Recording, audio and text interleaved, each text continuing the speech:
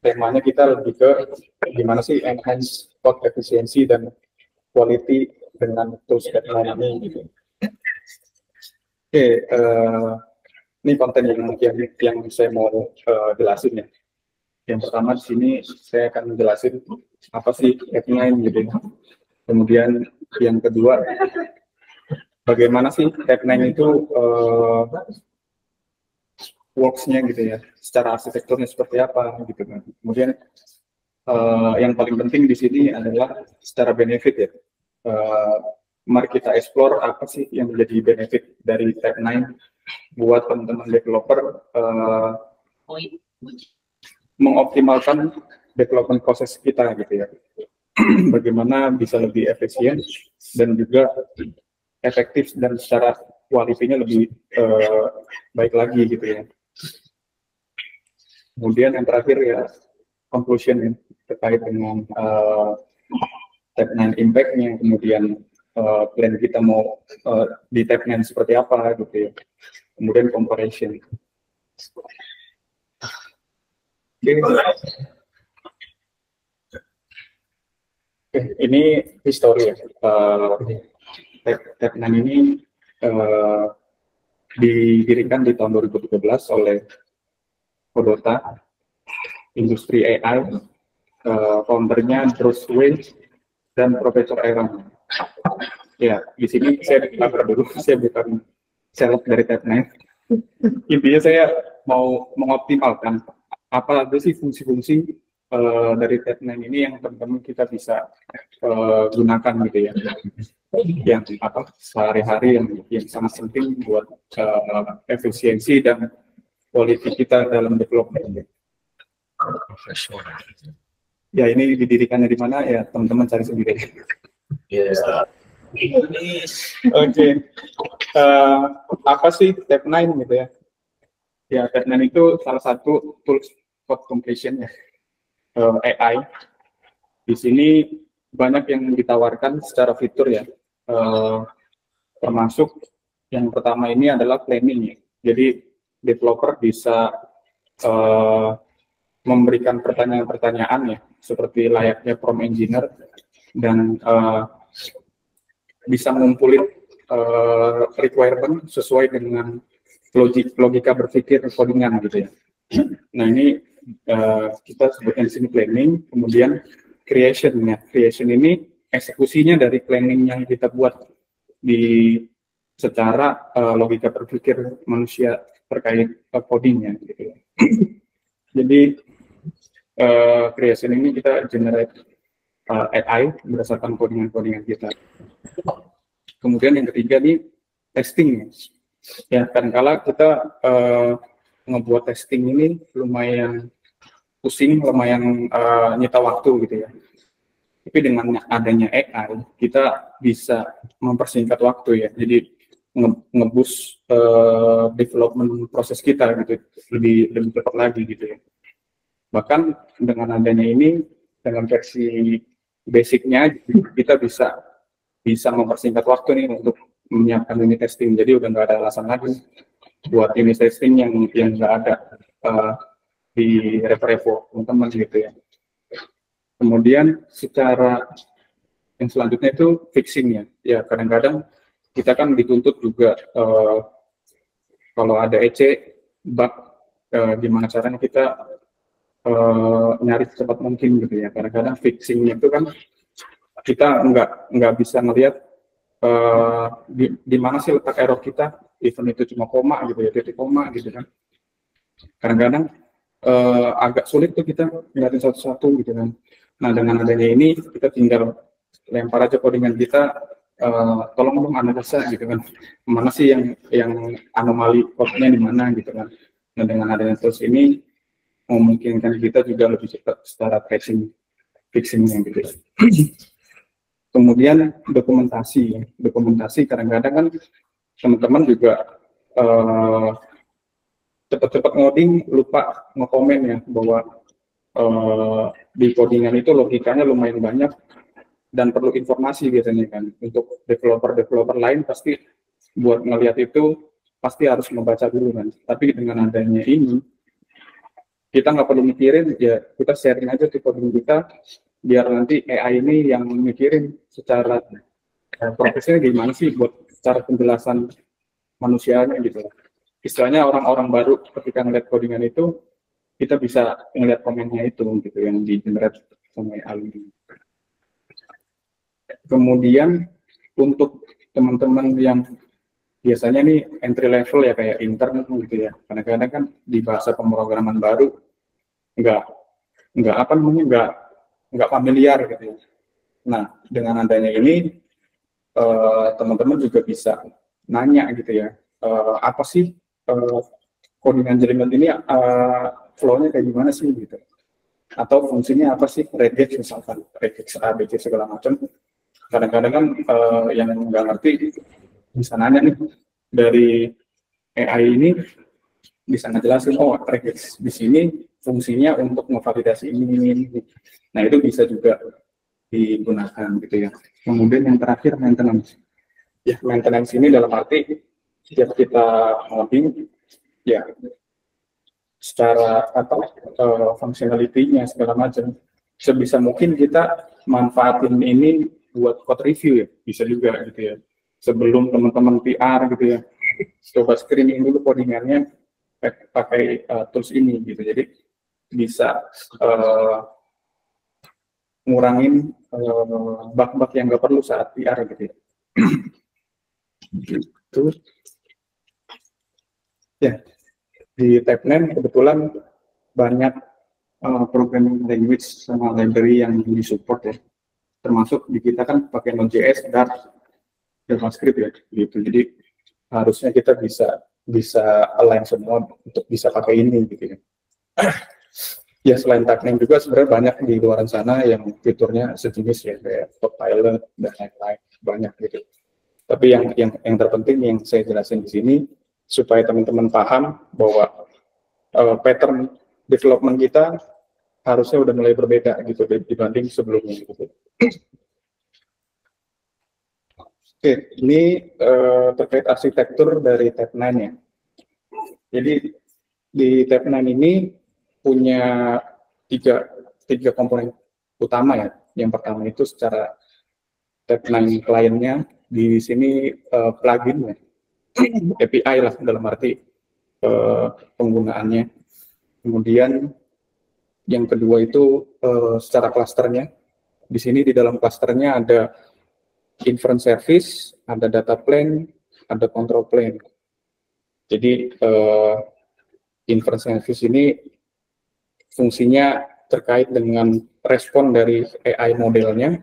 Kemudian yang kedua data plane ini terkait dengan analitik dan log service-nya gitu ya. Dan yang terakhir control plane ini terkait dengan user authentication sama API-nya ya. Kemudian yang terakhir komponennya itu ya AI model ya. Jadi di Tabname ini kebetulan secara enterprise-nya kita berbayar. Jadi kalau kita mau nyediain self host, kita harus berlangganan enterprise gitu kebetulan ya. Kecuali yang universal model. Universal model ini ya yang di open ya, secara basic oleh Tabname gitu, bisa untuk collaboration juga gitu. Jadi untuk yang versi pro-nya basic, pro, enterprise gitu ya. Kalau pro-nya bisa kolaborasi, penggunaannya bisa diutilize untuk logic service kita, misalkan ada kebutuhan generatif gitu ya, bisa sebenarnya. Tapi itu yang versi pro gitu sih. Kalau yang basic ya ini kita lebih ke code completion aja sih. Gitu. Nah, yang pertama dari benefitnya ya, kita bisa explore ini, kita bisa integrasi Jira ya. Banyak tools juga di luar sana selain Tabname bisa gunain ini juga. Di sini yang paling penting juga secara Jira pas gitu ya, kita bisa optimize ini buat yang spesifik ya, spesifik task mungkin ya, secara subtask misalkan. Kalau yang large agak umum kayaknya agak sulit untuk AI ini generate gitu ya. Jadi secara prompt-nya juga harus spesifik. Kalau bisa ini digunakan untuk SATA saja sih, kayak misalkan API gitu ya. Kalau bisa di drill down prompt-nya juga bahwa untuk buat API kontraknya seperti apa, skemanya seperti apa, kemudian spesifikasi API-nya menggunakan apa gitu ya. Maka ini AI juga bisa di-utilize buat nge-generate codingan kita gitu ya. Ya, balik lagi tetap harus ada fungsi kitanya untuk memvalidasi apa yang di-generate oleh code completion-nya ini sih gitu. Ya, ini contoh dari task Jira yang mungkin bisa digunakan. Jadi di sini ada description, kemudian ada acceptance kriteria. Nah, balik lagi ini kan acceptance kriteria terkait dengan negative case ya, gitu. Jadi di tagline ini juga bisa nge-generate gitu ya, negative case apa aja yang kita belum cover sebelumnya, dan dia bisa rekomendasi. Tuh. Yang ini ya, yang kedua ya gimana caranya kita bisa jadi prompt engineer juga gitu.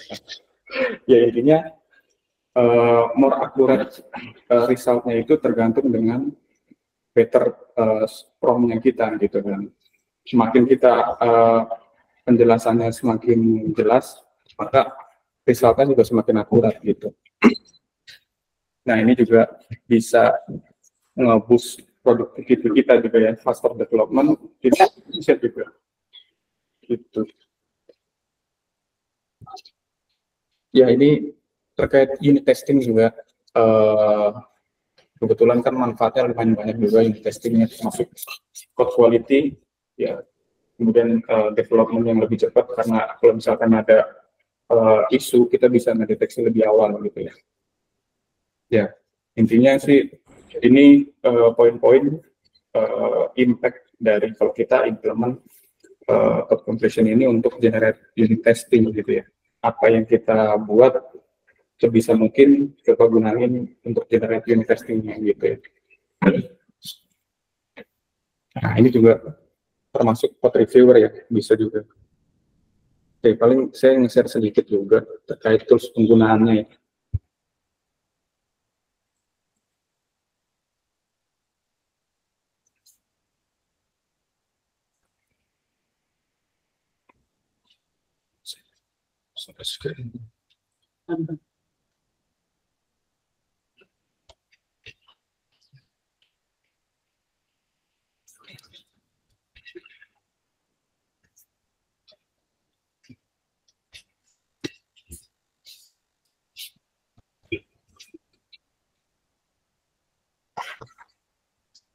Nah, ini package yang udah diinstal ya, F9 gitu. Jadi yang pertama kita kan bisa generate Jira nih ya.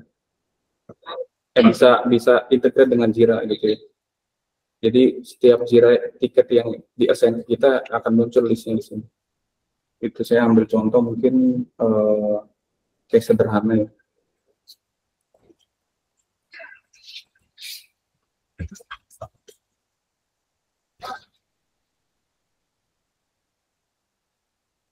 Sini saya bikin game sederhana terkait routing lompat lah gitu.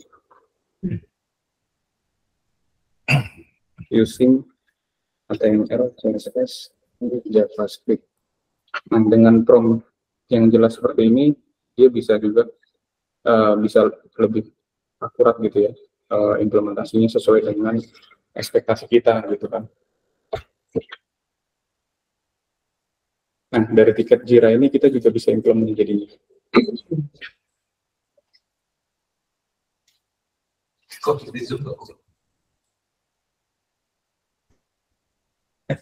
Semuanya dari mana? Situ? Nggak bisa lah. Ini kan dari itu. Oh, ini. Full screen mau dicoba. Full screen. Udah full screen nih. Nah, ini contoh codingannya udah ke-generate kan.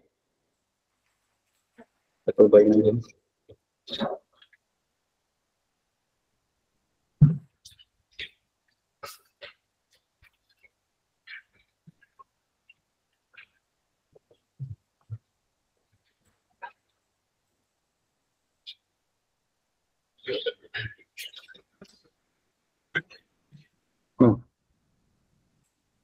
Ini kan game requirement-nya masih sederhana gitu. Jadi ada banyak test case yang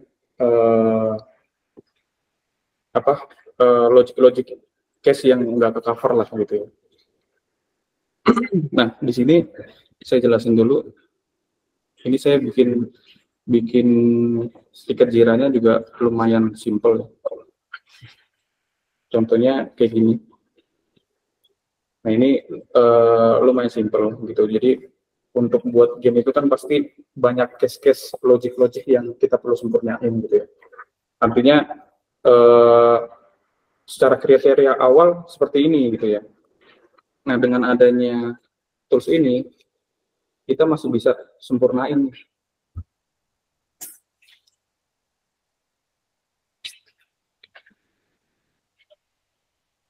Gimana caranya kita bisa generate test case gitu ya.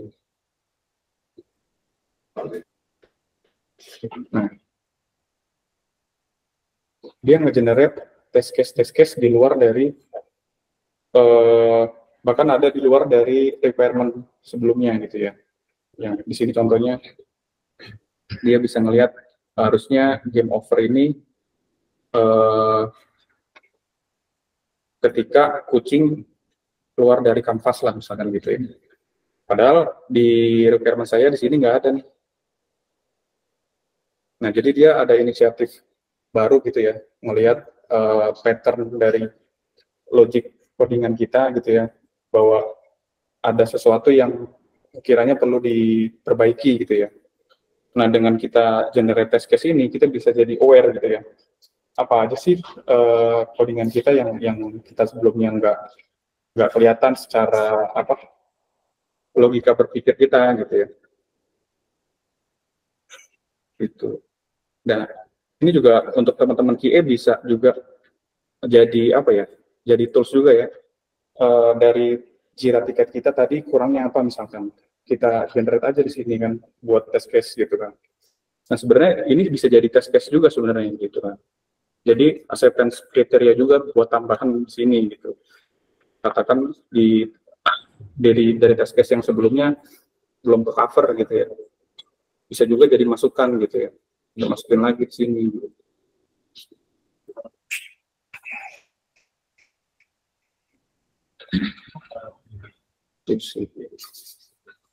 Baru kita bisa generate lagi ulang gitu kan, dengan test case baru kita generate ulang lagi, harusnya secara logikanya juga lebih baik lagi kan harusnya gitu. Nah, ini salah satu contoh pattern development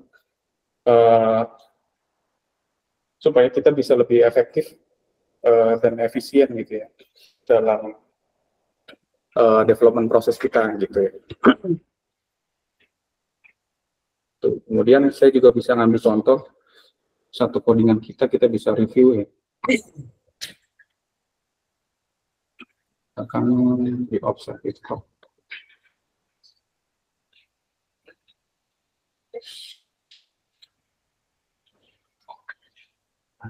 Bisa minta review ya dari codingan ini.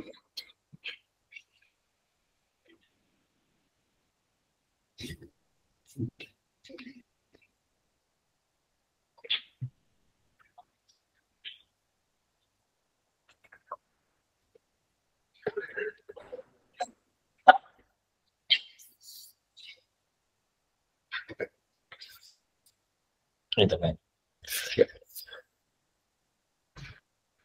Ya gitulah.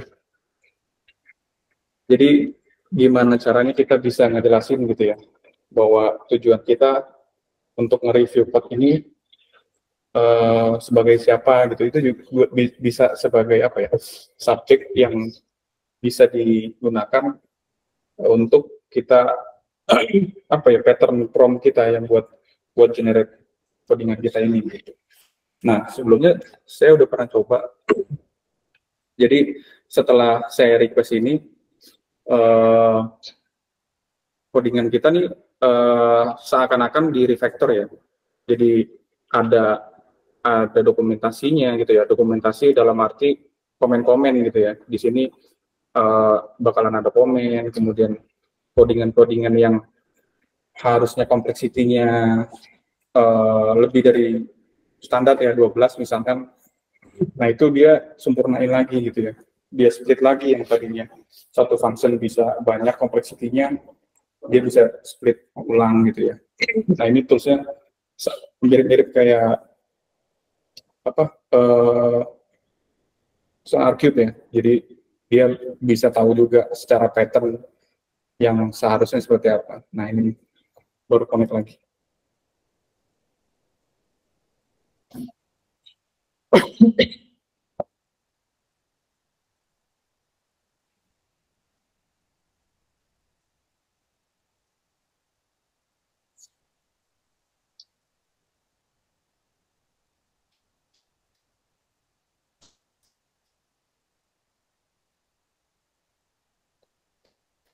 Nah, kita nyuruh harus di blok codingannya ya baru bisa.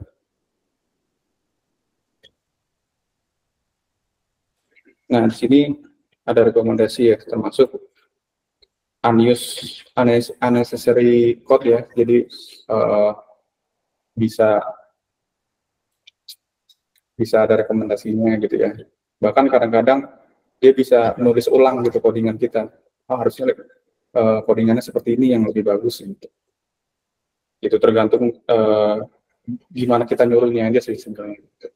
Jadi ini bisa dimanfaatin sebelum kita pull request ya. Jadi kalau bisa screening dulu codingan-codingan perubahan-perubahan.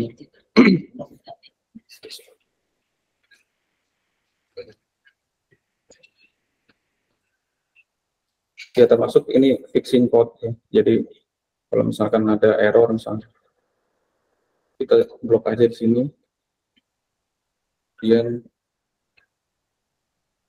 fix this code ya. Nah dia akan scanning dan dia merekomendasikan ini ya, harus ada koma gitu ya. Itu jadi bener lagi kan.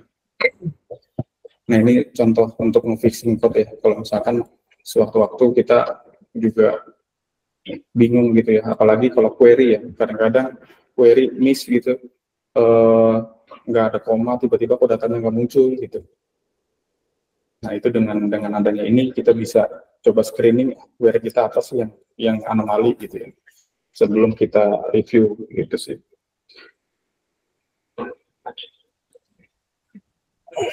Ya termasuk dokumentasi juga bisa gitu. Jadi ketika di generate dia bakal ngedokumentasiin proses ini.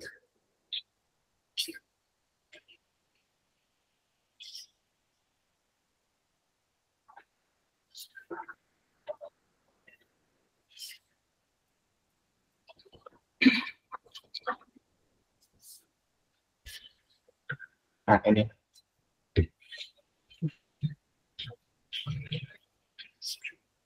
jadi ada komennya gitu ya, dia ngejelasin bahwa function ini ada parameter request, is testing gitu ya, dan dia ngejelasin juga di dalam request ini ada apa aja ya, ada pagination, sorting gitu ya. Gitu sih.